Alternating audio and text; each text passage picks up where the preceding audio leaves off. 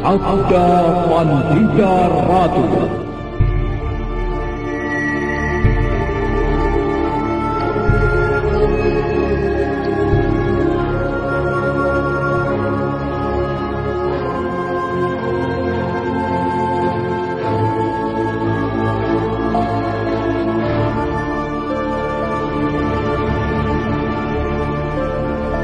Suara memungut kalung yang aneh itu, telinga-telinga kering yang direntengi, membuat semuanya serentak membayangkan kekejaman macam apa yang pernah dilakukan oleh Brahma Samudra ketika hidupnya.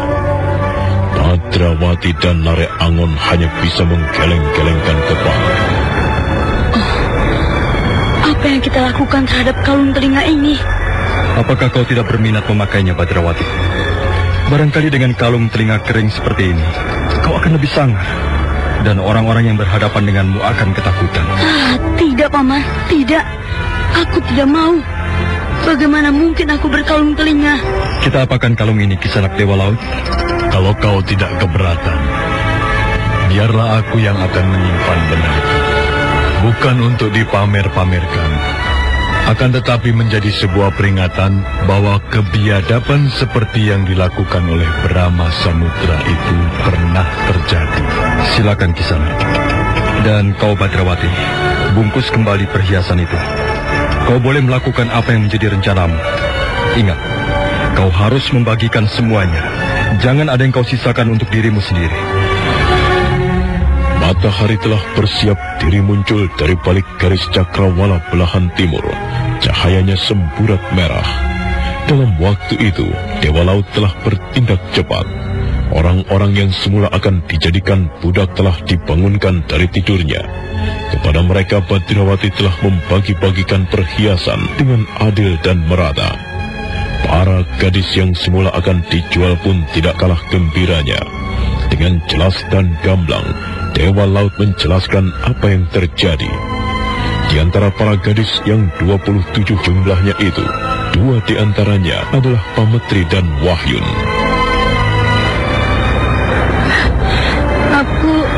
Aku tidak tahu harus mengucapkan apa. Kenapa, Bibi? Jika Bibi ingin mengucapkan sesuatu, katakan saja. Bibi tidak perlu menahannya di tenggorokan. Silahkan, Bibi Pametri. Terima kasih, Le. Kau telah menolongku. Jika tidak ada kau, entah bagaimana dengan nasibku. Sangat mengerikan sekali. Sudahlah, Bibi. Semua yang Bibi alami telah lewat. Bibi tidak perlu lagi mengingatnya. Lupakan hal itu, supaya Bibi tidak tersiksa.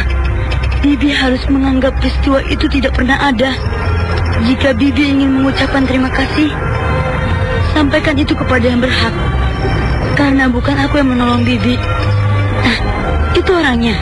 Kakang, aku ucapkan terima kasih.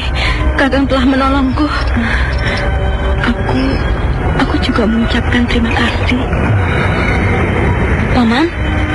Paman tidak mendengar. Mereka mengucapkan terima kasih pada Paman. Karena Paman telah menolong mereka. Benarkah aku yang menolong mereka, Badrawati? Jelas, Paman yang menolong mereka. Bukankah Paman yang melepas ikatan tali yang mengikat kedua bibir ini? Baiklah. Aku terima ucapan terima kasih kalian berdua. Terima kasih. Bukankah Bibi masih mempunyai keluarga? Ayah dan ibu? Masih. Bibi jangan cemas. Brahma Samudra yang menakutkan itu telah mati. Perbuatan biadabnya kepada Bibi berdua telah ada yang membalasnya. Mayatnya telah dibuang ke laut. Jadi tidak perlu ada yang ditakuti lagi. Pemilik yang sebenarnya dari kapal ini orangnya baik hati. Dia akan mengantarkan Bibi berdua, juga teman-teman Bibi yang lain itu, kembali ke asal masing-masing. Terima kasih.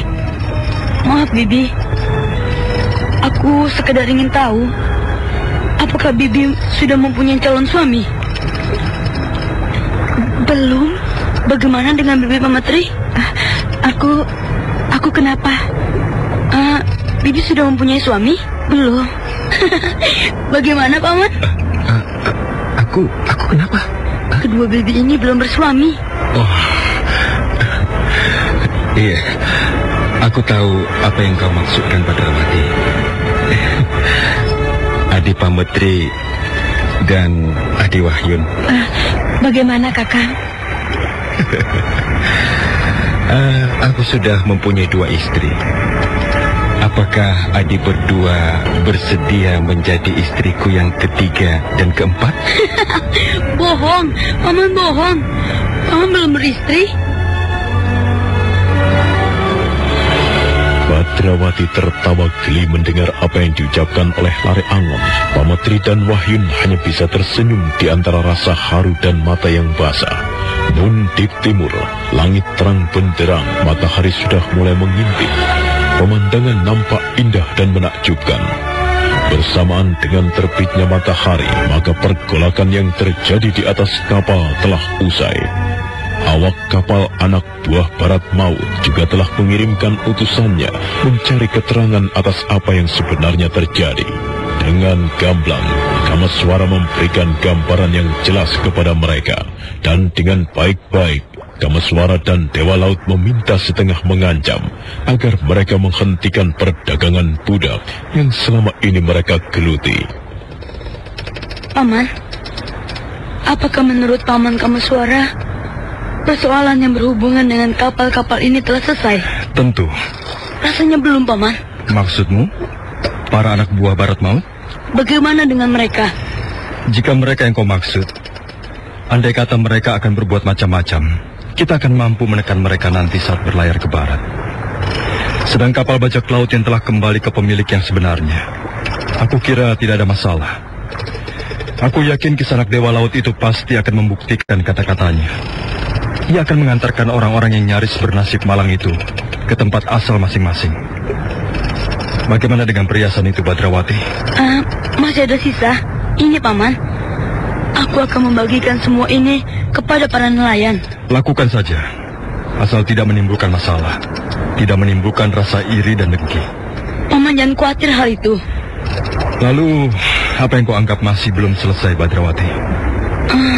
Bagaimana dengan isi peti itu, Paman? Isi peti itu? Makhluk itu? Mengapa makhluk itu tidak dimusnahkan? Jika itu tidak dilakukan, sangat terbuka kemungkinan kelak, entah kapan atau di mana, makhluk itu akan berulah kembali. Hal itu mungkin saja jika jubah dan trompet itu jatuh di tangan orang yang tidak berhak. Kau benar, Badrawati. Paman Lare Angon mempunyai pendapat. Iya, aku sependapat. Agar tidak menimbulkan masalah, nasib manusia mayat yang mengerikan itu harus diakhiri. Aku dan Badrawati tidak mampu mengalahkannya. Bisa kau membayangkan, Kamaswara, betapa dahsyat sepak terjang makhluk itu? Tahukah kau bagaimana caranya, Lare Angon? Sayang, aku tidak tahu, Kamaswara. Apakah peti itu dikembalikan di tengah laut? Atau ditenggelamkan saja? Jika dikembalikan ke tengah laut, tidak tertutup kemungkinan peti itu akan ditemukan kapal yang lain. Dan jika ditenggelamkan, bagaimana caranya? Bukankah peti itu mengambang? Dibanduli batu-batu? Atau dimasuki batu-batu? Dimasuki benda-benda yang berat hingga tenggelam? Kemungkinan makhluk mengerikan itu untuk bebas masih ada. Pada suatu saat, umur peti itu pasti ada batasnya. Ia akan lapuk dan makhluk aneh itu akan terbebas. Bagaimana, Paman Kamaswara? Aku sedang merenungkannya. Mungkin kita bisa menanyakannya kepada Dewa Laut. Itu lebih baik.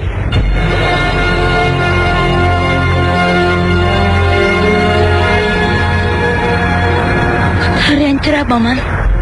Ya, ini hari yang benar-benar cerah. Langit bersih sekali. Lama sekali aku merindukan keadaan seperti ini. Setiap hari yang aku lihat hanyalah sepetak ruang gelap di dalam perut kapal. Ya, akhirnya bisa menjadi kenyataan. Kapan kapal ini akan berlayar kembali? Nanti malam, Badrawati. Mengapa menunggu malam? Karena banyak hal yang harus dikerjakan untuk persiapan pelayaran. Jika yang berlayar hanya kami, maka tidak akan menjadi masalah. Akan tetapi di dalam kapal terdapat 100 lebih penumpang yang tentunya membutuhkan makan dan minum, kan? Jadi? Antara lain, kami harus berbelanja beberapa kebutuhan kapal. Dan itu membutuhkan waktu. Bagaimana dengan peti mati itu, Paman? Peti mati? Maafkan aku, Paman. Aku lancang bertanya. Apakah Paman Dewa Laut ingin menjadi majikan baru dari manusia mayat itu? Dewa Laut tersenyum oleh pertanyaan itu. Lelaki yang rambutnya memutih itu kemudian melangkah masuk ke dalam sebuah bilik dan kemudian keluar lagi dengan membawa sebuah buntalan. Badrawati tahu bahwa buntalan itu berisi sangkakala dan jubah yang semula dipergunakan oleh Brahma Samudra. Nampaknya kalian bertiga baru saja membicarakan peti itu. Benar, Kisanak. Aku ingin mengetahui bagaimana kesimpulan kalian. Agar tidak menimbulkan masalah di kemudian hari, kami bertiga berpendapat isi peti itu harus dimusnahkan. Bagaimana? Apakah Kisanak justru mempunyai pertimbangan sendiri? Aku sependapat dengan kalian. Aku sudah menduga. Namun masalahnya untuk melakukannya tidak semudah mengatakannya. Maksud Kisanak?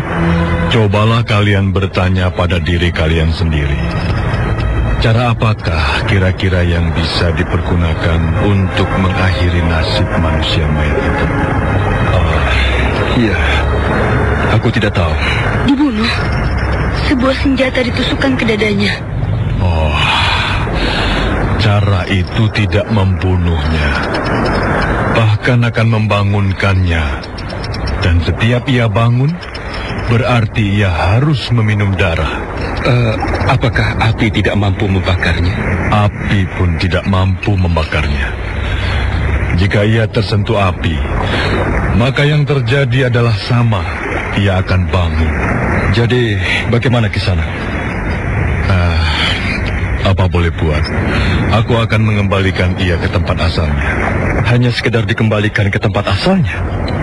Ia masih mempunyai kemungkinan untuk berbuat ulah. Tidak, aku yakin tidak mungkin terjadi. Percayalah Kameswara. Dari mana asal dari makhluk itu? Dan sebenarnya, mengapa ia bisa menjadi demikian? Barangkali Paman bisa menjelaskannya kepadaku. Apa yang kau tanyakan, aku tidak bisa menjawabnya dengan jelas.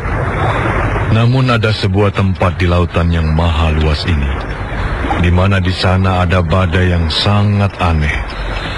Air laut berputar membentuk sebuah pusaran, di mana segala sesuatu pasti akan ditelannya. Kesanalah aku harus mengembalikan peti itu. Peti itu akan terhisap untuk kemudian bakal lenyap selamanya. Bukankah itu sebuah pekerjaan yang sangat mengandung bahaya? Kapal Paman sendiri bisa terhisap ke dalam pusingan itu. Aku tahu caranya. Aku tidak akan mengambil kemungkinan yang bisa membahayakan kami. Peti itu akan aku turunkan di tempat yang agak jauh dari pusat pusaran. Kalian masih meragukan aku? Aku mempercayai Kisanak. Akan tetapi aku tetap mencemaskan kemungkinan usaha Kisanak itu ternyata tidak berhasil. Jika usaha itu ternyata gagal, maka aku mencemaskan kemungkinan yang buruk yang bisa terjadi di kemudian hari. Lalu, aku mohon Kisanak jangan menghalangi apa yang akan aku lakukan terhadapnya. Aku pinjam sangkakala yang kau pegang itu. Aku akan mencoba menggunakan caraku.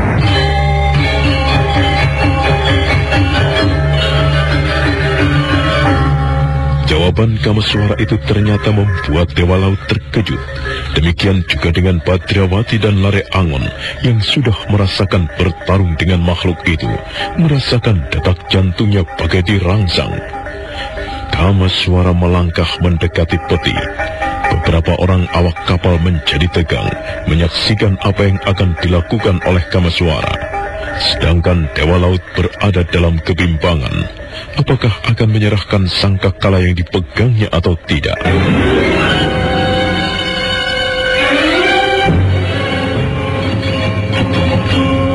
Jawaban Kamaswara itu ternyata membuat Dewa Laut terkejut. Demikian juga dengan Badrawati dan Lare Angon yang sudah merasakan bertarung dengan makhluk itu, merasakan detak jantungnya bagaikan dirangsang. Kamaswara melangkah mendekati peti. Beberapa orang awak kapal menjadi tegang menyaksikan apa yang akan dilakukan oleh Kamaswara. Sedangkan Dewa Laut berada dalam kebimbangan. Apakah akan menyerahkan sangkakala yang dipegangnya atau tidak?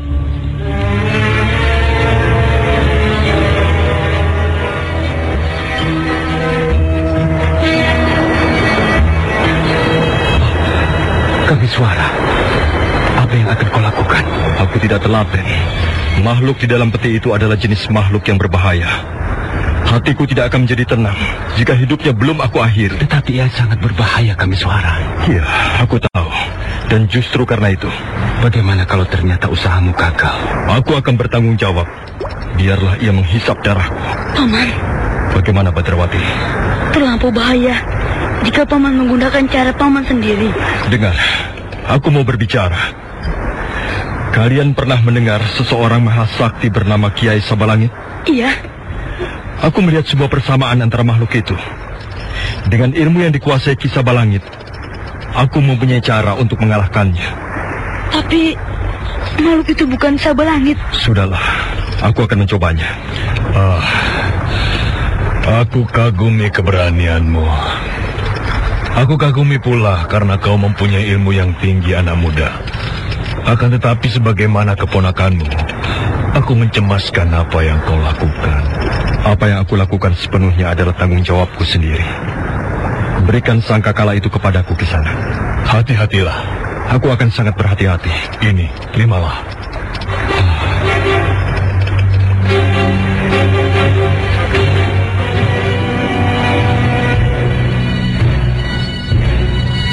Kamaswara memegang sangkakala di tangan kirinya. Dia melangkah mendekat ke arah peti yang berisi manusia mayat yang mempunyai kemampuan sangat berbahaya itu. Kamaswara menyentuhkan tangan kanannya ke permukaan peti. Secara khusus Kamaswara membangkitkan sebuah kekuatan yang jarang-jarang dipergunakan. Itulah kekuatan dahsyat air suci Kambang Ayun. Pusarnya serasa bergolak. Kekuatan itu mengalir deras melalui simpul-simpul syarafnya, membanjir melalui telapak tangannya, dan dari sela-sela jemarinya mengepul kabut. Bagaimana, Badrawati? Aku deg-degan, Paman. Ya, aku juga. Apakah Paman Kamaswara akan mampu mengalahkan makhluk itu? Kita berdoa, semoga ia berhasil. Nampaknya pamanmu itu menguasai sesuatu yang diyakini bisa dipergunakan untuk mengatasi nasib mayat hidup itu, Badrawati. Lihat tangannya, Paman. Ya. Oh, kabut mengepul.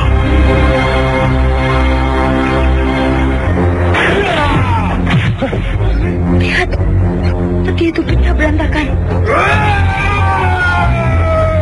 Bagus. Akulah lawanmu. Mari kita bermain-main. Aku ingin tahu apakah kau benar-benar mengerikan seperti yang dikhawatirkan orang. Kalau kau memenangkan pertarungan melawanku, kau boleh menghisap darahku sampai habis. Paman, hati-hati! Oh, gila. Pamanmu tidak bergerak. Ia justru menyongsongnya. Paman!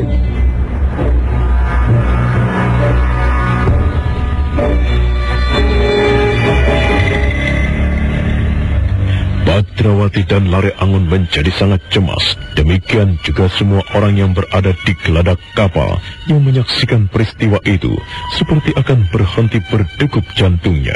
Kamaswara tidak meloncat menghindar. Dia tetap diam berdiri di tempatnya, sementara makhluk dari dalam peti itu tertatih-tatih melangkah mendekatinya.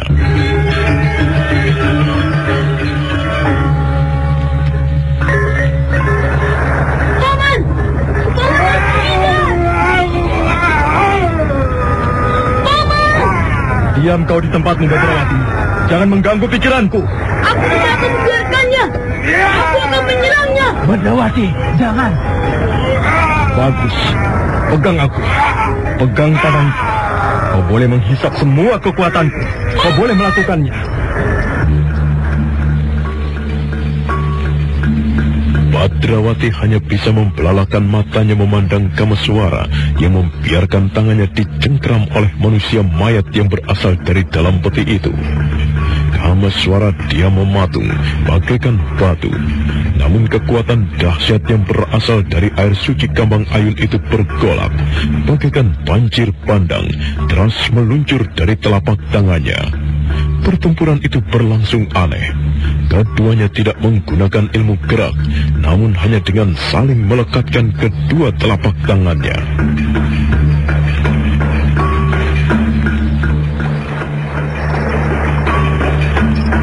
Dengar Badrawati, boleh dikata apa yang dilakukan Kameswara terhadap lawannya itu adalah sebuah perang tanding.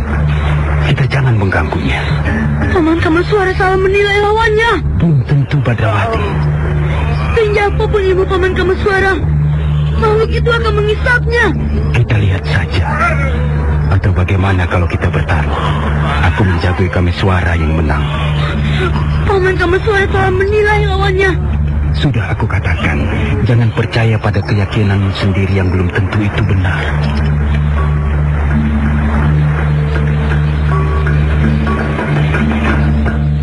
Kameswara tetap berdiri tegak di atas kedua kakinya. Dia tidak menggunakan ajian raga bajra atau riung laut. Namun sepenuhnya dia mempercayakan diri kepada kekuatan dahsyat dari air suci Kambang Ayun yang pernah diminumnya.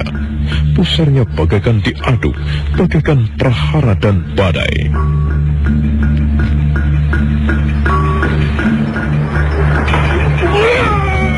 Ayo, mengaumlah yang jasad manusia mayat. Aku tidak keberatan kau menghisap seluruh kekuatan yang aku miliki. Hisap terus, ayo, hisap terus. Hisap terus. Bagus. Hisap terus. Hisap terus. Hisap terus kekuatanku.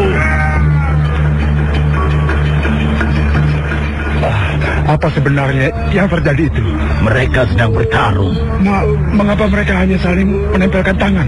Mereka tidak saling menyerang. Kau salah menilai. Mereka justru sedang bertarung dengan dahsyatnya. Kelihatannya mereka tidak bergerak, tidak saling menghantam dan menendang. Akan tetapi, dari tangan mereka mengalir serangan-serangan dahsyat. Siapa yang lebih kuat itulah yang menang. Nampaknya pemuda itu berilmu sangat tinggi. Iya, meskipun ia berilmu tinggi, apa yang bisa dilakukan menghadapi makhluk mengerikan itu?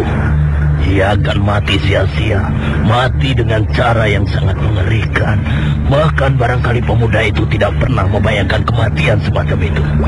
Tetapi lihat, ia masih mampu bertahan. Kita lihat saja bagaimana mayat hidup itu nantinya akan menerkam tubuhnya, menggigit dan menghisap darahnya.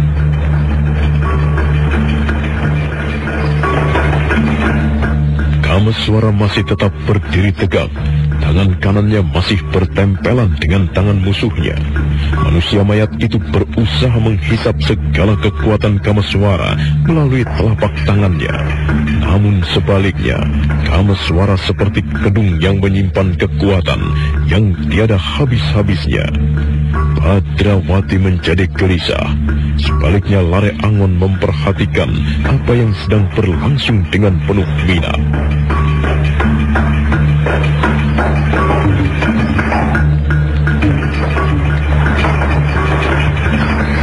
Paman Lare Angon. Bagaimana Badrawati? Luar biasa. Ternyata Paman Kameswara masih mampu bertahan. Aku mengatakan sebaliknya, Badrawati. Bagaimana? Mayat hidup itulah yang ternyata masih mampu bertahan. Namun akan tiba saatnya, dia tidak akan tahan menghadapi banjir bandang yang melandanya. Sebagai sebuah wadah, kemampuan manusia mayat itu juga terbatas. Sedang kekuatan yang mengalir dari telapak tangan pamanmu itu tidak terbatas. Paman mengibaratkan kekuatan Paman Kameswara sebagai banjir bandang. Iya. Mengapa Paman bisa yakin? Pernahkah kau mendengar air suci Kembang Ayun? Oh iya. Aku mengira pamanmu saat ini sedang menggunakan kekuatan dahsyat air suci Kembang Ayun itu. Pamanmu orang satu-satunya di dunia ini yang pernah meminum air suci itu, Badrawati. Bukan main. Ya, aku berani bertaruh. Pamanmu akan dapat mengalahkannya. Lihat saja. Kabut. Di bagian mana, Badrawati? Masih lambat-lambat, Paman. Tapi Jian jelas membungkus mereka.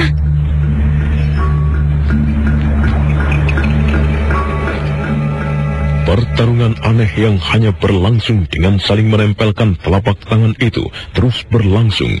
Semua orang yang menyaksikan bagai menonton sebuah permainan sihir yang mendebarkan. Kabut yang muncul semakin banyak, bergerak liar bagaikan diaduk serta membungkus Kamaswara dan musuhnya. Kabut itu semakin tebal dan semakin tebal, seolah gumpalan asap pekat yang melindungi apa yang dilakukan Kamaswara dan musuhnya dari tatapan mata orang-orang yang menontonnya.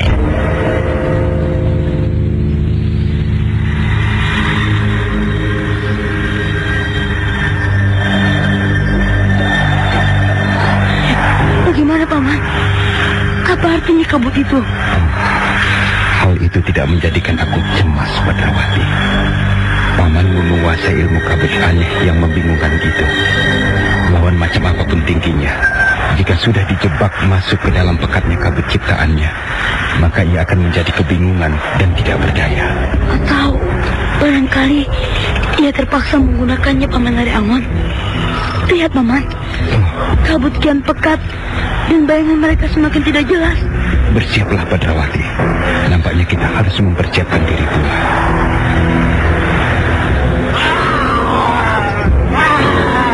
Menggeramnya situasi. Hisap terus kekuatan. Ayo, hisap terus kekuatan. Hisap terus kekuatan.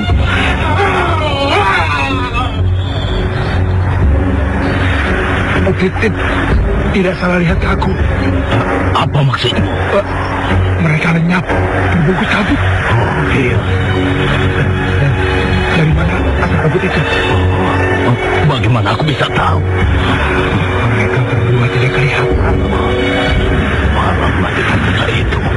Di dalam kabut yang kental itu, manusia mayat itu tentu sedang menghisap habis darahnya.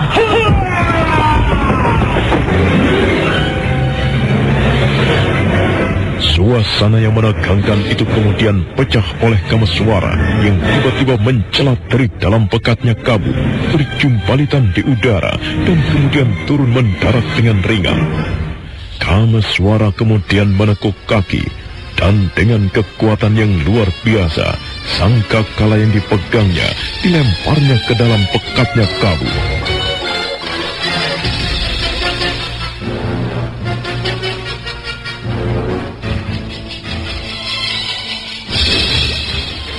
Sudah waktunya kau mengakhiri hidupmu, manusia mayat. Terimalah ini. Ya!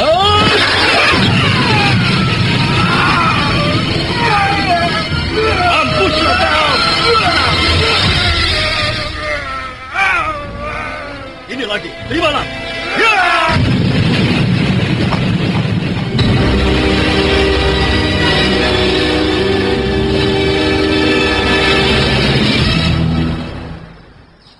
Gila. Bagaimana, Badrawati? Ternyata Paman Kamaswara bisa mengalahkan makhluk itu. Lihat, kabut itu buyar oleh angin. Tubuh mayat hidup itu berantakan.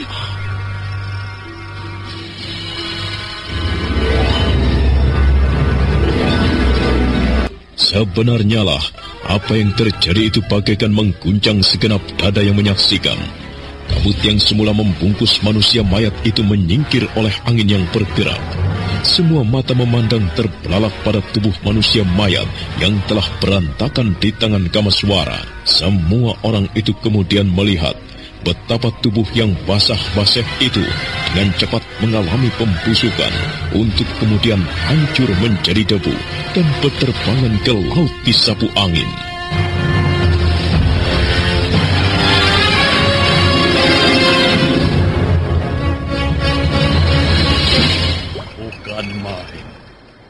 Ternyata kau berhasil, anak muda. Karena Hyang Batara Agung memberikan izin dan pengayoman kepadaku, Kisanak Dewa Laut. Tanpa dikehendaki oleh para dewa, Aku belum tentu mampu melakukannya. Bagaimana kau melakukannya, anak muda? Apa sebenarnya yang telah kau lakukan sehingga tubuhnya menjadi berantakan seperti itu? Aku hanya menyerangnya, Paman. Dan ternyata seranganku mampu menghancurkannya. Bukan main, Paman Kameswara. Paman ternyata berhasil. Paman tidak apa-apa. Aku tidak apa-apa, Badrawati. Paman tidak terluka? Tidak, Badrawati. Apa yang Paman lakukan benar-benar dahsyat sekali. Manusia mayat itu hancur, membusuk dengan cepat dan berubah menjadi debu. Sudahlah.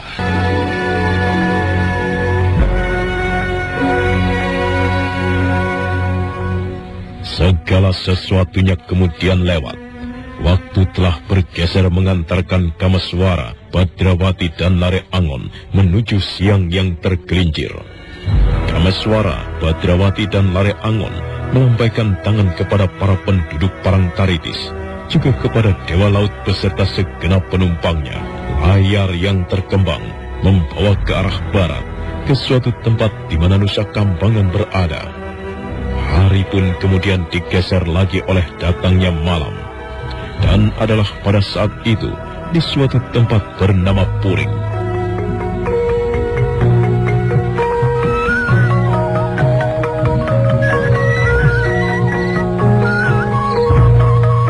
Di mana dua anakmu, Nyai? Ada apa, toh? Jawab dulu, dua anakmu kemana? Di rumah Adi Wangre. Baru saja aku menyuruhnya untuk meminta beberapa lembar daun sirih dan beberapa butir gambir serta sejumput injek. Bibirku terasa pahit sekali. Seharian ini tadi aku tidak makan sirih. Kau sendiri tidak ingin menginang, Kiai? Tidak. Ada apa, toh? Nampaknya kau gelisah sekali. Apakah dua anakmu telah melakukan kesalahan dan kau bermaksud memarahinya? Tidak. Tetapi aku mencemaskan mereka. Apakah kau belum mendengar cerita yang sedang santer dibicarakan orang? Cerita apa, toh? Sepak terjang seorang laki-laki yang merusak gadis-gadis. Dua anakku semuanya gadis. Itulah yang aku cemaskan. Aku cemas cerita-cerita itu akan menimpa dua anak kita. Aku sangat mencemaskannya, Nyai. Karena dua anak gadis kita cantik-cantik. Nah, selama ini Sesanti dan Haning Mangesti terkenal sebagai kembang desa Puring ini. Aku mencemaskan hal itu, Nyai. Cerita apa yang kau dengar? Serta siapa yang menceritakan kepadamu? Adi Kumpang yang bercerita. Bagaimana ceritanya? Adi Kumpang baru saja pulang dari Kasugihan beberapa hari yang lalu. Ia membawa cerita betapa desa itu geger karena banyak gadis-gadis cantik yang dinodai oleh orang tidak dikenal. Diperkosa maksudmu, Kiai? Tidak diperkosa. Gadis-gadis itu seperti pasrah melayani keinginan orang yang tidak dikenal itu. Keadaan itu karena pengaruh sebuah gendam. Di mana kejadian itu, Kiai? Di Kasugihan. Kasugihan jauh sekali. Akan tetapi, ya siapa tahu pemetik kembang itu akan menjamah desa ini pula, Nyai. Ia tentu akan mendengar bahwa kita memiliki dua orang gadis. Jangan gelisah, Kiai. Kasugihan itu cukup jauh dari Puring. Jangan menganggap remeh hal itu, Nyai. Kebetulan beberapa hari yang lalu aku bertemu dengan Adi Tawur Pawesan. Ia baru saja mengunjungi Kawonganten di dekat Segoro Anaan. Lalu? Ya, hitunglah, Nyai. Berapa jauh jarak antara Kawonganten di dekat Segoro Anaan dengan Kasugihan. Namun di sana beberapa hari yang lewat juga diguncang oleh cerita yang sejenis. Seorang demit pemetik kembang merajalela. Nah, apakah kau tidak cemas terhadap dua anakmu, Nyai? Kalau sampai Mangesti dan Sesanti menjadi korban, bagaimana?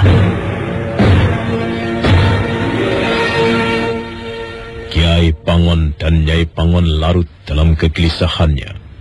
Malam yang dingin menggumuli desa Puring dengan kabut tipisnya yang melayang-layang setinggi daun pepohonan. Kiai Pangon kemudian bangkit berdiri. Dia bermaksud menjemput dua anak gadisnya yang disuruh meminta daun sirih dan sejumput gambir enjet. Nah, Nyai, pikirkan hal itu, Nyai. Bukan sebuah kebetulan. Beberapa hari yang lalu, aku bertemu dengan Adi Tawur Pawesan yang bercerita tentang sepak terjang lelaki yang gemar memetik kembang yang menggegerkan Kawunganten. Kemudian, tadi aku mendengar dari Adi Kumpang yang baru saja pulang dari Kasugihan. Kasugihan geger karena kemunculan orang dengan kegemaran yang serupa. Sangat tidak tertutup kemungkinan, Nyai. Orang berjiwa bejat itu akan singgah di desa Puring ini. Ya, benar juga, Kiai. Aku akan menjemput anakmu. Kalau tidak ada oncor, ya ambilkan aku belara untuk colok lakuku, ya. Di luar gelap sekali. Mataku tidak begitu awas memandang. Nampaknya mereka pulang. Hah? Itu suaranya. Oh, syukurlah. Ibu, buka pintunya, Bu. Ini sirih dan gambirnya yang Ibu pesan.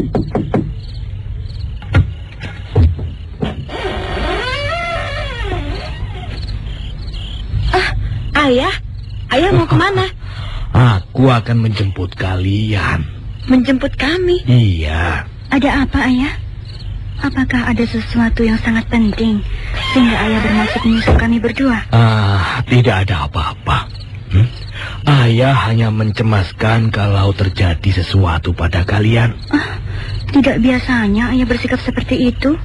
Bukankah kami berdua sudah terbiasa pergi ke rumah Paman dan Bibi Wangreh, Ayah? Bahkan kami juga terbiasa menginap di sana. Ada apa, Ayah? Duduklah. Ada apa, ya? Duduklah kalian berdua. Ada hal yang penting yang ingin aku bicarakan kepada kalian berdua. Ada apa sebenarnya, Ayah? Berapa usia kalian berdua? Aku, kata Ibu, hampir 20. Dan aku sudah dekat 19. Kenapa, ya? Apakah ada jejaka yang menginginkan kami, Ayah? Mengajak kami untuk berumah tangga sehingga Ayah menjadi kebingungan? Bukan itu.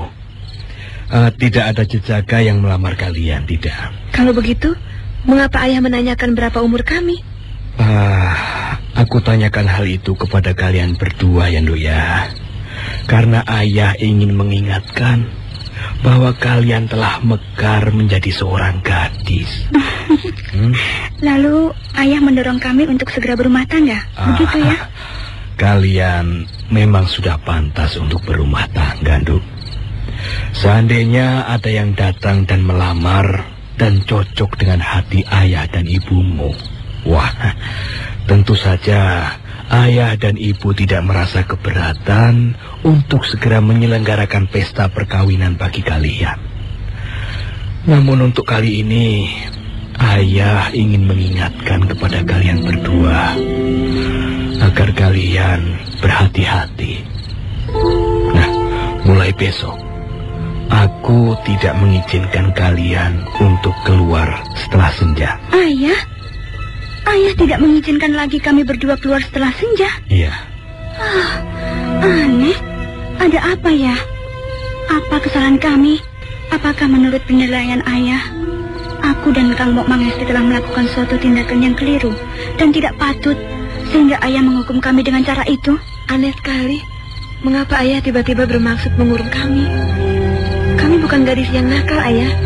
Tenanglah, Duduk. Janganlah kalian salah paham kepada ayahmu. Selama ini ayahmu telah memberikan kepercayaan kepada kalian berdua. Dan ayahmu percaya bahwa kalian tidak akan menyalahgunakan kepercayaan yang diberikan kepada kalian berdua. Lalu, ada apa? Saat ini sedang bergentayangan setan yang suka memangsa gadis-gadis. Ayahmu cemas. Malah petaka akan menimpa kalian berdua. Setan gentayangan? Setan apa, ya? Dengar, Tondo. Ayah akan bercerita sebuah peristiwa yang saat ini terjadi di desa Kasugihan. Kalian mendengar, sahabat ayah Ki Kumpang baru saja mengunjungi saudaranya yang berada di Kasugihan. Ada apa dengan Ki Kumpang ya? Ki Kumpang bercerita, desa Kasugihan saat ini sedang geger oleh sepak terjang seorang laki-laki yang tidak dikenal, yang gemar menodai gadis-gadis.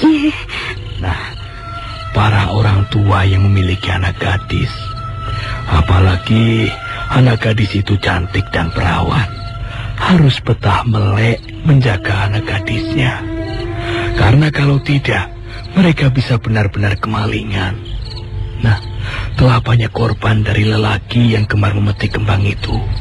Wajar kan jika ayah mencemaskan kalian berdua? Akan tetapi, bukankah Kasugihan itu jauh, ayah?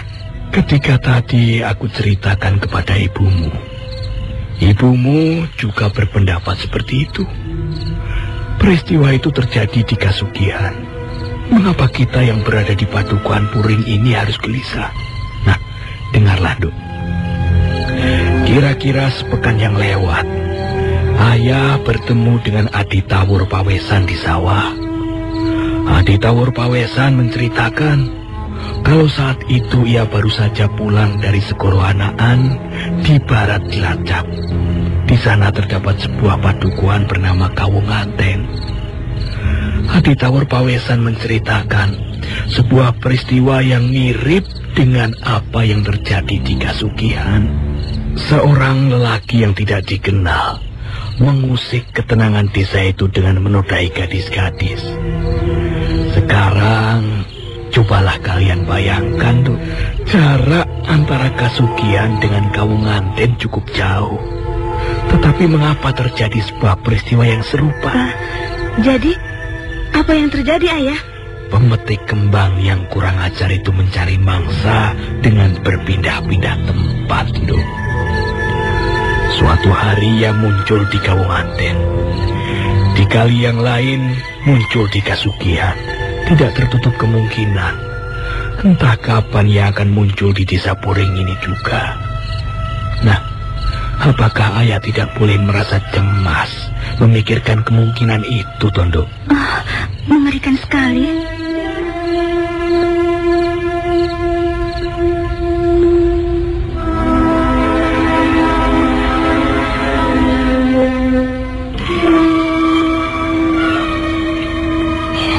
Mangesti dan Sesanti berdebar-debar dan tegang mendengar penjelasan ayahnya. Kedua gadis itu merasa seolah-olah pemetik kembang itu sedang mengintipnya, mencari kesempatan untuk memetiknya. Kiai Pangon berjalan mondar-mandir di dalam bilik itu. Maka turutlah kata-kata ayah. Mulai besok ayah tidak mengizinkan kalian berdua pergi dari rumah setelah hari senja. Sangat berbahaya jika kalian keluar rumah pada malam hari. Pemetik kembang itu mungkin saja akan menyergap kalian dari kegelapan malam, menyeret tubuh kalian ke semak-semak. Untuk selanjutnya, kalian bisa membayangkan sendiri betapa sakitnya. Baiklah. Kalau begitu besok aku akan pergi ke pasar. Hah? Untuk apa, Nduk? Aku akan membeli sebuah cundrik. Akan aku pergunakan kalau kecurigaan ayah itu menjadi kenyataan. Iya, aku juga akan membeli sebuah cundrik. Bukan sembarang cundrik, akan tetapi cundrik yang sudah dilumuri dengan warangan. Jika aku goreskan cundrik itu, maka akibatnya boleh dirasakan. Ya, meskipun demikian, berharaplah bahwa kalian tidak perlu melakukannya. Lalu, bagaimana dengan kita sekarang, ayah?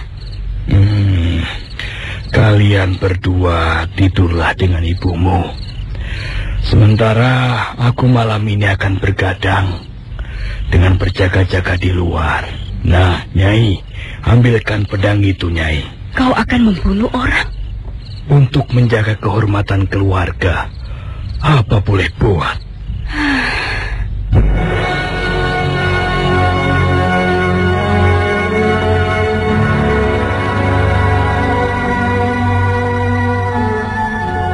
itu, Kiai Pangon tidak bisa tidur. Kegelisahannya membuat matanya tak bisa dipejamkan. Kiai Pangon telah mengasah pedang.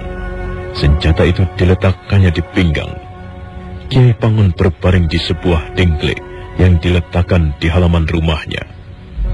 Matanya kemudian terasa sangat mengantuk, tetapi dia mengalami kesulitan untuk bisa tidur.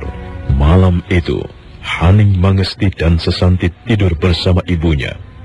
Adalah di sebuah rumah yang tidak jauh dari rumah Ki Pangon. Seorang gadis yang sedang tertidur lelap mendadak terbangun.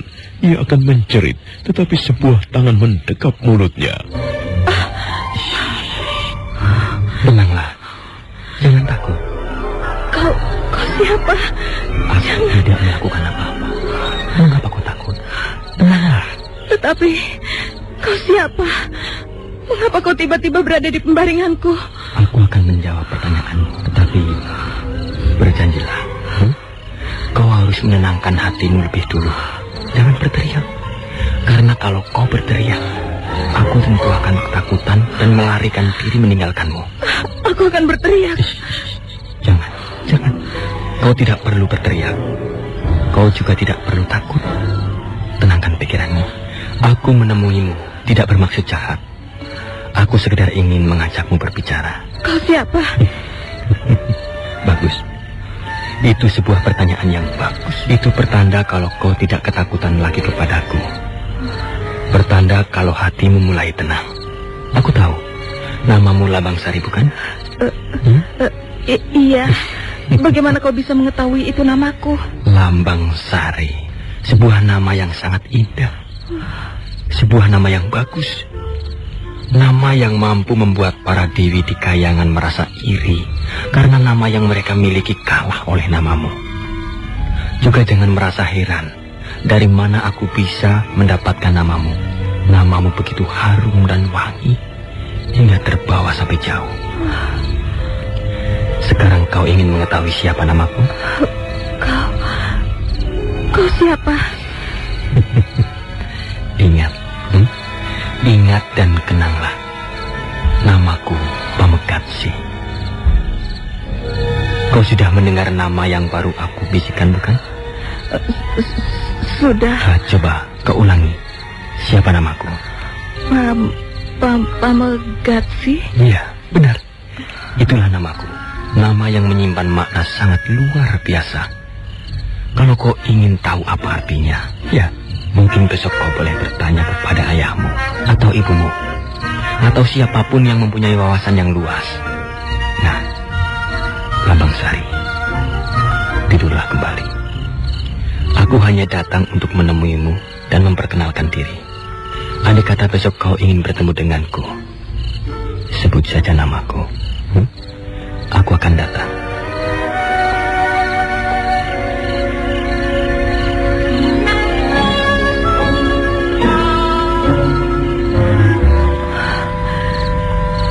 Sedang bermimpikah aku ini? Aku baru saja didatangi seorang lelaki. Dia mendekapku. Dia gila. Sedang bermimpikah aku? Rasanya tidak. Aku tidak sedang bermimpi.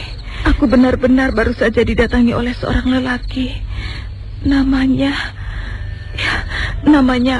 Pamegatsi. Ia muncul begitu saja di sebelahku. Kami bahkan seperti tidur berdua. Ia membangunkan aku dan mendekap mulutku. Ia membelai rambutku. Gila, sedang bermimpikah aku ini? Ayah! Ibu! Jeritan Lambang Sari itu benar-benar mengejutkan ayah dan ibunya yang tidur di bilik depan. Ki Sambi dan istrinya seperti mencelat dari tempat tidurnya dan tergopoh-gopoh menuju ke bilik anak gadisnya. Ki Sambi dan istrinya menemukan Lambang Sari basah bersimbah keringat.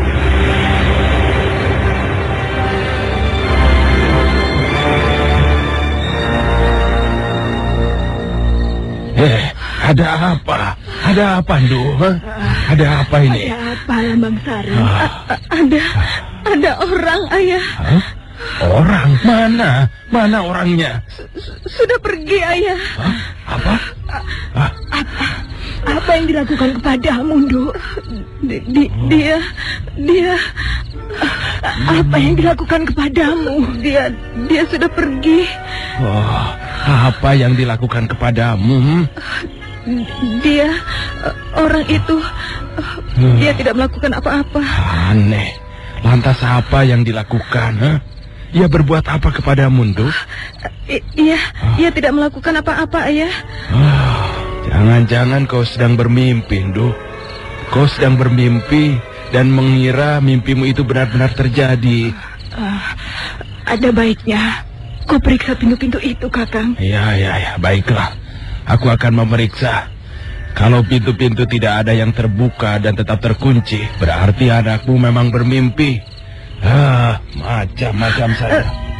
Tetapi aku tidak bermimpi, Ayah. Aku yakin aku tidak sedang bermimpi. Baru saja ada lelaki yang membangunkan aku.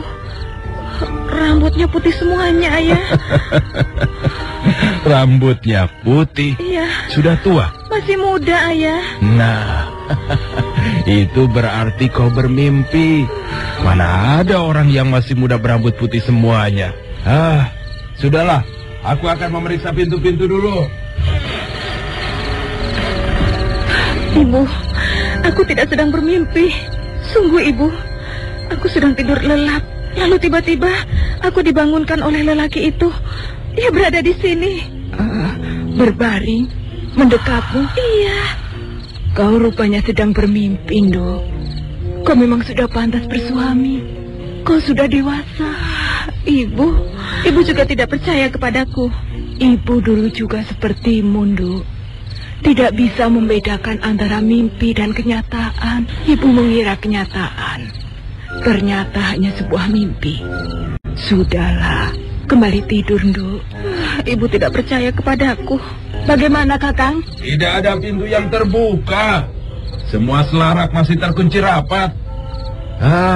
Anakmu memang sedang bermimpi. Sudahlah, suruh dia tidur kembali. Hari masih malam. Lambang Sari hanya bisa menyimpan rasa kecewanya karena ayah dan ibunya tidak mempercayai apa yang diceritakannya. Lambang Sari menggigil karena apa yang dialaminya itu diyakininya benar-benar terjadi, bukan sebuah mimpi. Ayah masih tetap menganggap apa yang aku alami tadi hanya sebuah mimpi. Lalu apa kalau bukan mimpi, ha? Ayah sudah memeriksa semua pintu dan semuanya terkunci rapat. Tidak ada yang terbuka. Artinya tidak ada orang yang masuk ke dalam rumah ini. Tetapi aku benar-benar tidak bermimpi, Ayah. Sudahlah. Cobalah kau renungkan dan bertanya kepadamu sendiri. Apa yang kau alami itu benar-benar terjadi atau sekedar mimpi? Atau daripada memikirkan hal itu, lebih baik kau tidur lagi. Ini tengah malam. Menunggu datangnya pagi masih separuh malam lagi.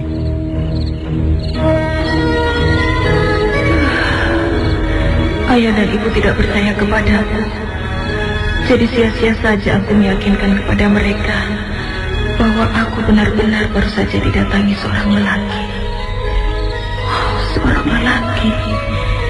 Dia muncul begitu saja di bilikku, berbaring di sampingku dan membangunkan aku. Benar-benar terjadikah? Atau jangan-jangan justru benar apa yang dikatakan ayah? Tetapi tidak. Orang yang menemuiku itu benar-benar nyata. Ia menyebut namaku dengan nyata. Ia menyebut namanya sendiri juga dengan nyata.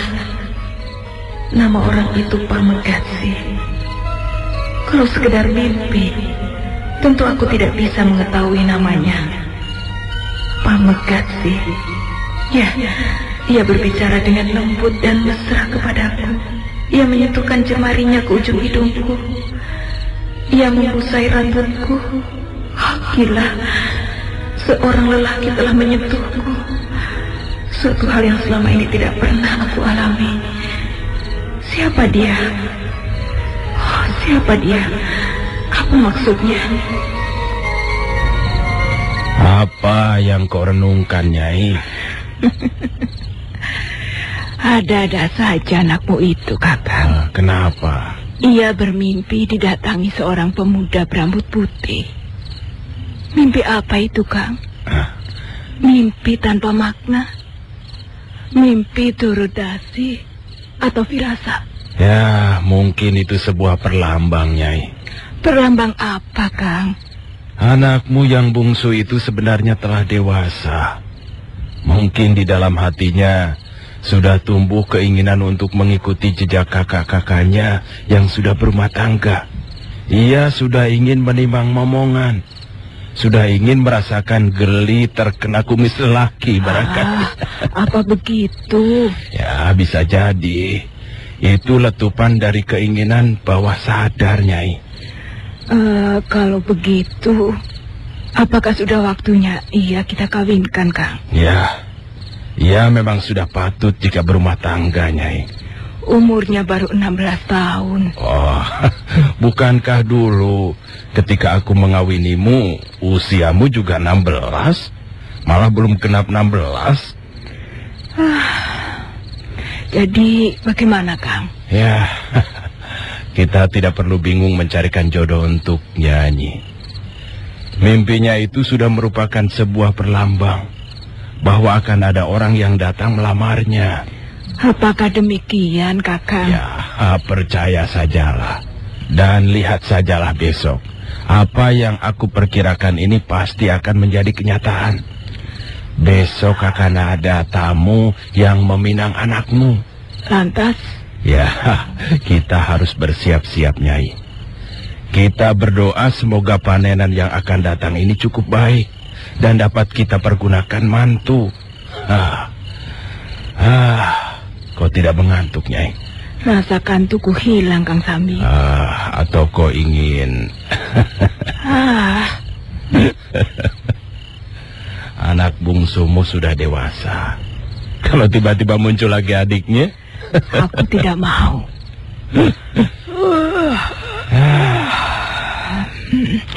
Udah sana. Kau tidur di dingglik saja sana. Iyalah. Aku tidur saja. Besok malam ia akan datang kembali seperti janjinya. Ia tadi mengelus rambutku, bahkan menyentuhkan ujung jemarinya ke pipiku.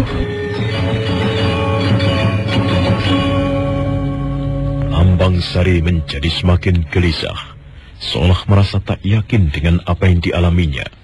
Semakin dipikirkan, kehadiran lelaki tak dikenal itu semakin menyita perhatiannya. Ambangsari sulit tidur, meskipun dia berusaha memejamkan matanya. Kata-kata yang diucapkan oleh lelaki berambut putih sebelum pergi meninggalkannya, seolah masih tertinggal di gendang telinganya.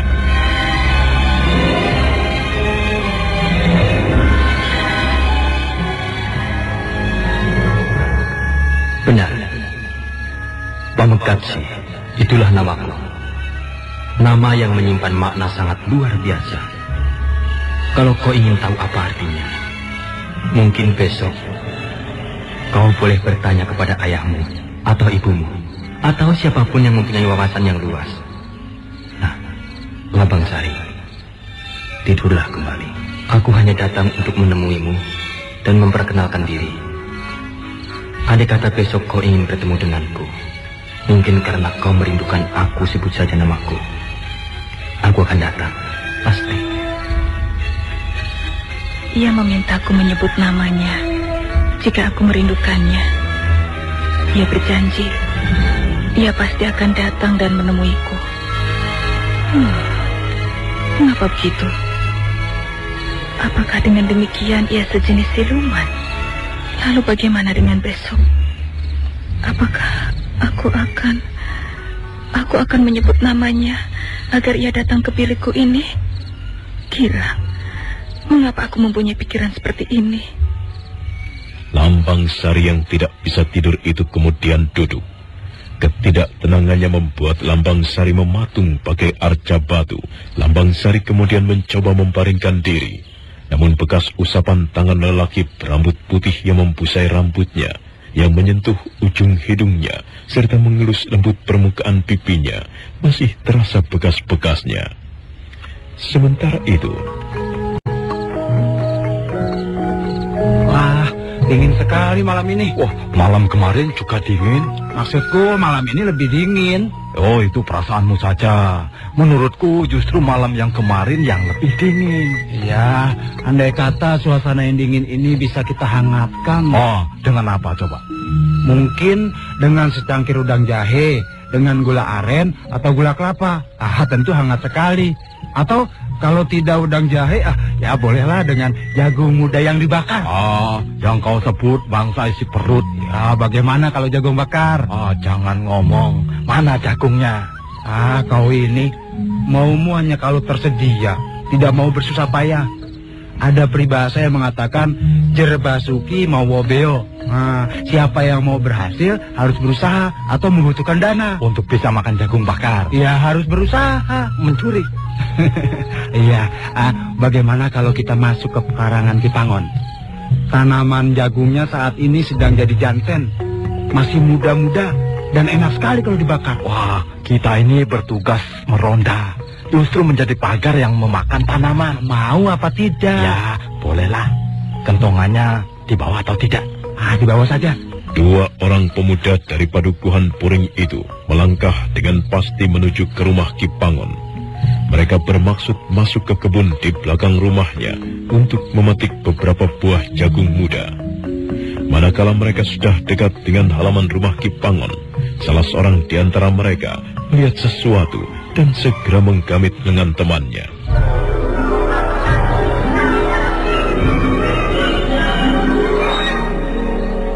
Ada apa? Ada apa? Kau lihat di sana itu.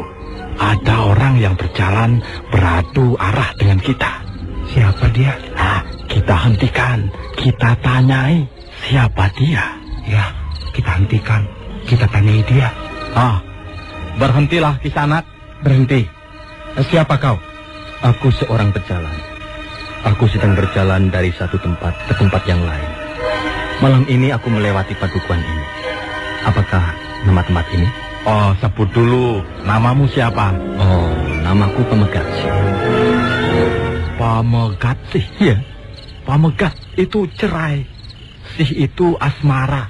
Mengapa namamu seperti itu? Ya, kedua orang tuaku yang memberi nama itu. Aku benar-benar tidak tahu apa maksudnya. Kenapa dengan rambutmu itu Kisanak? Sebuah kecelakaan ketika aku masih anak-anak menyebabkan aku jadi seperti ini. Rambutku memutih semuanya. Apa yang terjadi? Masa anak-anak. Waktu itu aku nakal sekali. Ya, nakal sekali. Sebagai seorang bocah, aku benar-benar lasak. Suatu hari aku pergi ke hutan tanpa setahu ayah dan ibuku. Di sana aku menemukan sarang tawon yang besar sekali. Iya. 2-3 kali lebih besar dari ukuran kepalaku ini. Lalu bagaimana?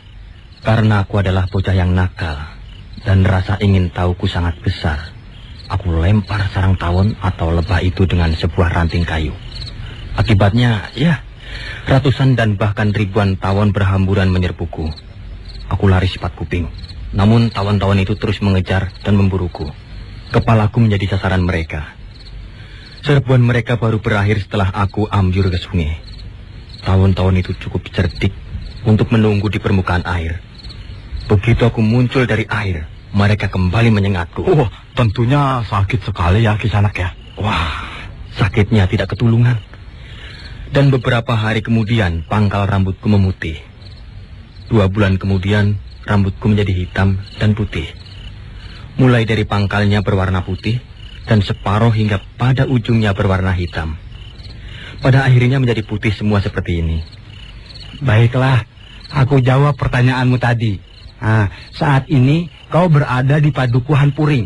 Padukuhan Puring? Ya, agar tidak menimbulkan masalah, kalau kau membutuhkan menginap di padukuhan ini, ayo, aku antar ke pendopo padukuhan. Tidak usah.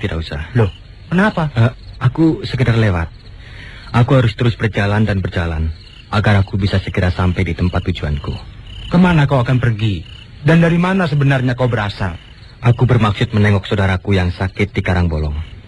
Itu sebabnya perjalananku tidak bisa ditunda-tunda. Dan kau ini berasal dari mana?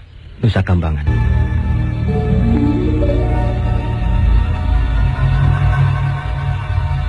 Pembicaraan yang terjadi di lorong itu ternyata menarik perhatian Ki Pangon yang tidak bisa tidur dan berbaring di atas tingklik di halaman rumahnya. Ki Pangon bergegas mendatangi. Ki Pangon masih sempat melihat seorang lelaki dengan rambut yang putih berjalan semakin jauh untuk kemudian hilang di kegelapan malam. Ada apa? Oh, Ki Pangon. Kiai Pangon terbangun oleh pembicaraan kami. Tidak. Aku memang tidak bisa tidur. Aku duduk-duduk di halaman. Oh, kenapa, Ki? Entah. Mungkin karena aku cemas pada tanaman jagungku di pekarangan belakang, yang menyebabkan aku tidak bisa tidur. Beberapa hari yang lalu, ada orang yang mencuri jagungku cukup banyak. Kakinya bahkan menginjak-injak cederan lombok yang akan aku jadikan benih. Oh. Nah, kalian melaksanakan tugas ronda? Benar, Kiai. Siapa yang baru saja berbicara dengan kalian tadi? Seorang pejalan, Kiai, yang bermaksud pergi ke Karangblong menengok saudaranya yang katanya sakit keras. Ia mengaku bernama Pamegatsih, berasal dari Nusa Kambangan. Dari Nusa Kambangan? Oh, benar. Mengapa, Kiai? Nampaknya Ki Pangon kaget. Ia mengatakan ia berasal dari Nusa Kambangan. Iya. Sebenarnya aneh, Kiai. Ia mengaku dari Nusa Kambangan, bermaksud menuju Karangblong. Tetapi mengapa ia berputar jauh sampai di Puring? Bukankah perjalanan menyusuri pantai dari Nusa Kambangan melewati Teluk Penyu ke Karangblong adalah jarak yang lebih dekat? Apakah Ki Pangon mencemaskan sesuatu? Iya. Aku memang mencemaskan sesuatu. Oh, lalu mari kita ikuti orang itu. Kita susul dia.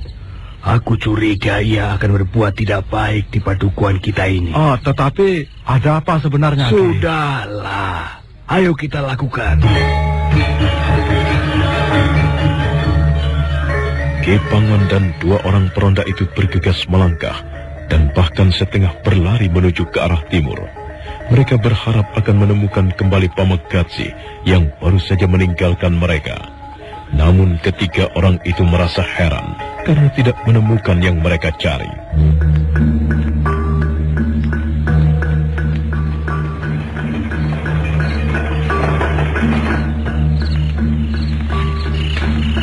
Mana dia? Mana orang berambut putih yang kau ceritakan itu? Aneh juga. Dia menghilang, Kiai. Pasti ada apa-apanya. Kalau orang itu benar-benar bermaksud lewat padukuhan ini, tentu bisa kita temukan. Ia tentu dapat kita susul. Kita bahkan telah sampai di batas padukuhan. Oh, jadi bagaimana, Ki Pangon? Kesimpulannya, orang itu pasti melakukan sesuatu di padukuhan kita. Sebaiknya kita kembali, Kiai. Di persimpangan depan rumah Ki Jeliteng, mungkin ia berbelok ke kanan. Nah, baiklah. Kita ke sana. Ayo cepat.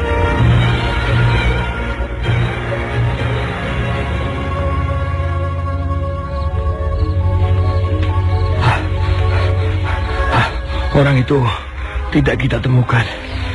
Gila. Aku menjadi cemas. Sebenarnya, apa yang Ki Pangon cemaskan? Apakah kalian belum mendengar apa yang saat ini sedang terjadi di Kasugihan? Juga di Kawonganten.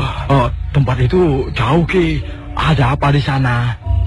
Menurut cerita kita Wurpawesan, juga Adi Kumpang, kedua tempat itu dikembarkan oleh ulah seorang lelaki yang tidak dikenal, yang menodai gadis-gadis. Nah, aku curiga desa kita ini akan menjadi sasaran berikutnya. Oh, begitu. Itulah sebabnya kehadiran orang asing itu sangat mencurigakan. Apalagi ternyata kita tidak berhasil menyusulnya. Jadi bagaimana, Ki? Ikut aku. Temani aku ke rumah Adi Kumpang dan Adi Pawesan. Baik, Ki Pangon. Baik, Ki Pangon. Ayo cepat. Kita harus melakukan sesuatu jika tidak ingin terlambat. Sementara itu, manakala Ki Pangon dan 2 orang pemuda petugas ronda sedang disibukkan oleh kemunculan seorang lelaki berambut putih, maka di sebuah rumah yang paling besar di padukuhan Puring itu, seorang gadis nampak gelisah setelah terbangun dari tidurnya. Gadis itu bernama Pepetan, anak kedua dari 6 anak Ki Toh Jali, pedagang sapi yang kaya raya. Karena Ki Toh Jali berpisah dengan istrinya, kelima anaknya yang lain mengikuti ibunya. Hanya Pepetan seorang yang tinggal bersama ayahnya.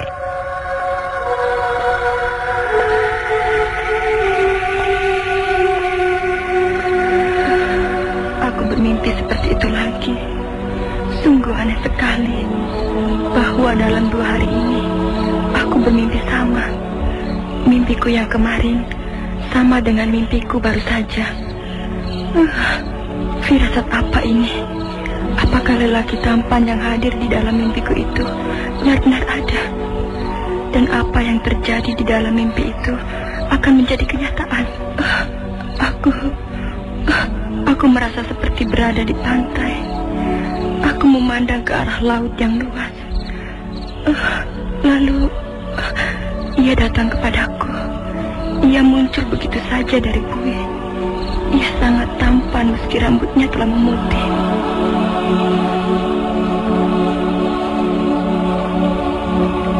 Pepetan, anak gadis Ki Toh Jali itu gelisah, dibayangi oleh mimpinya.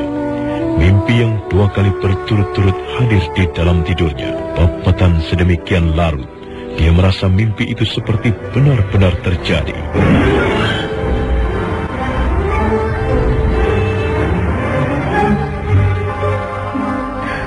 Iya, aku menunggumu sejak tadi, Kakang. Apakah kau merindukan aku, Pepetan? Aku merindukanmu, Kakang. Iya, sama. Aku juga merindukan. Terimalah uluran tanganku. Kakang. Ikutlah aku. Kemana? Kau lihat lautan itu. Tidakkah kau pernah membayangkan betapa menyenangkan jika kita berenang di sana? Kita berenang bersama di dalam gembul ombak dengan sapuan-sapuan buihnya. Ayo, Pepetan, ikutlah aku.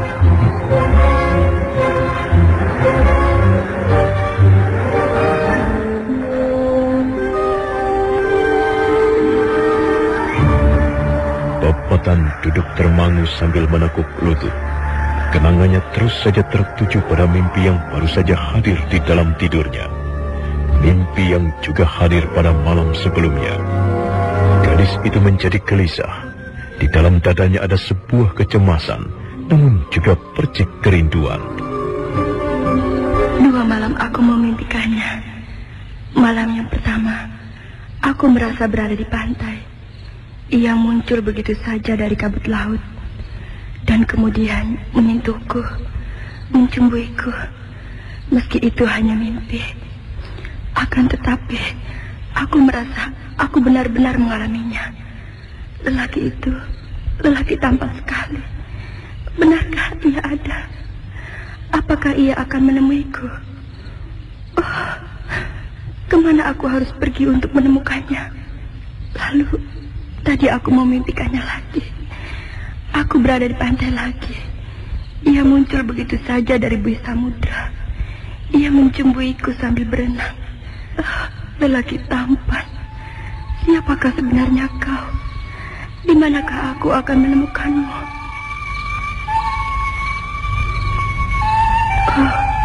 Seruling. Ada orang meniup seruling. Kedengarannya merdu dan indah sekali. Heran. Tak biasanya aku mendengar ada orang yang meniup seruling. Tak ada pemuda desa ini yang mampu meniup seruling begitu indah. Siapakah? Orang dalam mimpi itu kah?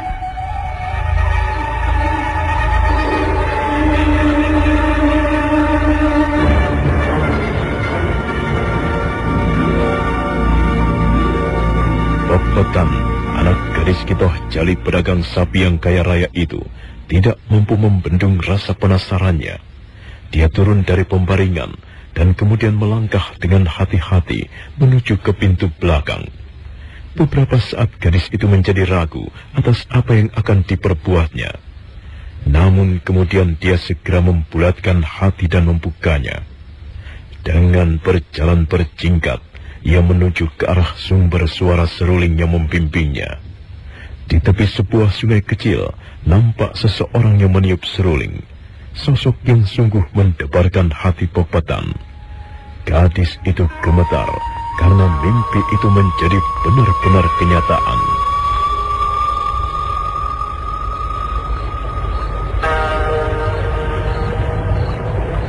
Apakah kau tetap akan berdiri di situ? Kemarilah. Aku merindukanmu, Pepethan. Aku tahu. Bukankah kau juga merindukan aku? Tidak. Jangan bohongi hatimu sendiri, Pepethan. Kau merindukan aku, bukan? Cobalah kau intip ke dalam hatimu. Carilah jawaban yang paling jujur. Maka kau akan menemukan kau merindukan aku. Tetapi... Jangan pedulikan beberapa pertanyaan yang membingungkan hatimu, Pepethan. Kemarilah, mendekatlah kepadaku. Aku... Bagus, jangan ragu-ragu. Ayo mendekatlah kepadaku. Ikuti saja arah perasaanmu. Jangan kau lawan, jangan. Mendekatlah kepadaku, Pepethan. Mendekatlah kepadaku. Mendekatlah kepadaku, Pepethan. Ayo. Bagaikan seekor kerbau yang dicocok hidungnya, Pepethan tidak menolak ketika tangan Pamegatsi memegang jemari tangannya dan kemudian membimbingnya duduk di atas sebuah batu besar yang berada di tepi sungai itu. Bagaimanapun pengalaman yang aneh itu dirasakan sangat membingungkan. Gadis itu merasakan jantungnya berpacu kencang. Kau bisa menghitung jumlah bintang itu, Pepethan? Aku... Menengadahlah, lihat bintang-bintang itu. Iya, sudah. Kau bisa menghitungnya? Tidak. Tadi aku sudah menghitungnya, Pepethan. Dan ternyata jumlahnya masih kalah banyak dengan jumlah rambutmu. Rambutmu lebat dan bagus sekali, Pepethan. Kau nampaknya pintar merawat rambutmu. Jemarimu juga. Mengapa? Aku lebih baik aku kembali saja. Kau akan kembali ke rumah? Ya. Apakah kau tidak merasa kasihan kepadaku, Pepethan? Jawablah. Kau tega akan meninggalkan aku? Aku tahu. Kau cemas. Buanglah rasa cemasmu itu. Kita tidak akan melakukan sesuatu yang akan menakutkanmu. Tenangkanlah hatimu, Pepethan. Jangan gelisah. Jangan takut kepadaku. Kau harus jujur pada dirimu sendiri. Bahwa kau merindukan kehadiranku. Seperti halnya aku juga merindukanmu. Siapakah sebenarnya kau? Kau ingin tahu namaku? Iya. Ingatlah dan jangan sampai kau lupakan. Namaku Pamegatsi. Pamegatsi. Bagus. Nampaknya kau mulai tenang sekarang, Pepethan. Kalau kau menyimpan sesuatu di dalam hatimu, keluarkan saja, katakan kepadaku. Atau tanyakan, barangkali aku mengetahui jawabannya. Supaya kau tidak menjadi penasaran, Pepethan. Kau berasal dari mana? Bukankah kau sudah mengetahui aku berasal dari mana? Bukankah kita sudah bertemu 2 kali sebelumnya? Aku bingung. Apa yang aku alami itu hanya sebuah mimpi. Ya, karena kau merasa pertemuan yang terjadi antara kita ada di dalam mimpi. Begitu, Pepethan? Iya. Nampaknya apa yang kau alami sama dengan apa yang aku alami. Mungkin Hyang Batara Agung serta Dewa Asmara di langit sana telah menggariskan pertemuan kita harus melalui cara seperti ini. Ya, aku yakin Kamajaya saat ini manjing di tubuhku. Dan Kamarati menyatu pada tubuh dan jiwamu. Beberapa hari yang lalu, aku bermimpi bertemu denganmu di tepi sebuah pantai. Dan mimpi itu begitu nyata. Hal itulah, aku dan ayah ibuku tinggal di sana sebagai nelayan. Aneh. Apa yang aneh? Pengalamanku ini sungguh-sungguh aneh. Aku sulit mempercayainya. mimpiku itu menjadi nyata. Ya, sama. Aku pun sulit mempercayainya. Mimpi itu menjadi nyata. Pepetan, maukah kau menceritakan bagaimana mimpimu? Apa yang terjadi di dalam mimpi itu? Aku... Kau masih juga belum bisa menenangkan hatimu, Pepetan. Tenanglah. Yakinlah aku bukan serigala atau harimau. Nah, sekarang berceritalah. Ayo. Aku bermimpi berada di tepi pantai. Kau muncul dari kabut. Lalu, apa yang kita lakukan? Kita melakukan... Kita berjumpa, bukan? Iya. Lalu? Mimpi yang kedua juga di pantai. Kakang hadir menemuiku dengan muncul dari bih ombak. Lalu, apa yang kita lakukan? Kita berjumpa juga? Iya.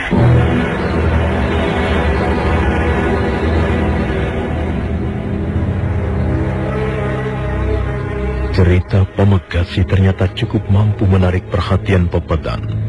Pepetan agak terlonjak ketika tiba-tiba Pamegasi menyentuhkan ujung jemarinya ke pipi kanannya. Segenap kulit tubuhnya meremang.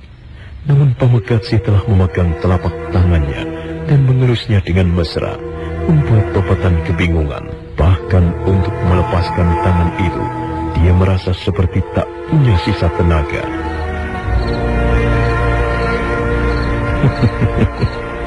Mimpimu benar-benar sebuah mimpi yang luar biasa, Pepetan. Sebuah mimpi yang indah. Namun rasanya mimpi yang aku alami juga tidak kalah mendebarkan. Bagaimana mimpi kakak? Sebaliknya dengan mimpiku. Mimpi yang dahsyat sekali. Aku bermimpi melihat pelangi di tengah malam. Aku melihat bidadari bermain-main di pelangi itu. Salah seorang di antara bidadari itu turun menemuiku. Ya, dia menunduk malu. Lalu aku membimbingnya. Aku mengatakan kepadanya, aku ingin menjadikannya sebagai milikku. Lalu? Bidadari itu ternyata tidak keberatan, Pepetan. Bidadari? Iya, bidadari. Yang lain hilang bersamaan dengan lenyapnya pelangi. Tinggal kau yang masih menemuiku. Aku? Bidadari itu? Iya. Kaulah bidadari yang tertinggal, yang rela menemaniku, tidak mau kembali seperti kawan-kawan atau saudara-saudaranya. Lalu mimpi yang kedua. Bagaimana, kakang? Aku seperti berada di tepi laut. Lalu ada mega yang melayang turun perlahan dan membawa aku naik. Aku seperti berada di atas hamparan kabut yang lembut dan dengan ringannya membawaku terbang. Dan di langit sana, kau seorang diri telah menungguku. Lalu kita menumpahkan kerinduan. Kita? Iya. Di antara awan mega, di antara bintang-bintang yang gemerlapan, kita memadu kasih, menumpahkan kerinduan. Nah, salahkah aku, Pepetan? Jika sekarang setelah kita benar-benar berjumpa, aku ingin mengajakmu mewujudkan mimpi itu agar menjadi kenyataan.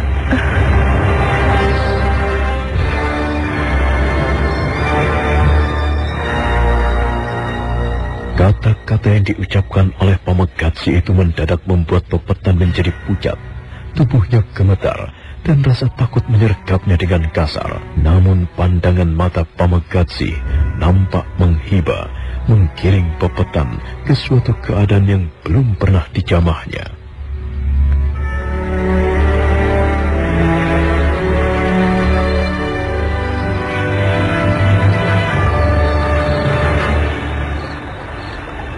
Bagaimana, Pepetan? Jangan. Apa kau tega akan mengecewakan aku? Aku takut. Apa yang harus ditakutkan? Bukankah mimpi itu telah datang kepadaku? Mimpi itu telah datang pula kepadaku. Artinya kita tidak mungkin menghindar. Takdir telah mempertemukan kita. Prahara, gunung yang meletus, atau ombak yang membahana, tidak akan bisa memisahkan kita, Pepetan. Bahkan seandainya matahari meledak dan terbakar sekalipun, tidak akan mampu memisahkan kita. Bayangkan. Bayangkan seolah matahari yang akan terbit nanti itu meledak. Ayo, Bayangkanlah matahari menghadapku pertama.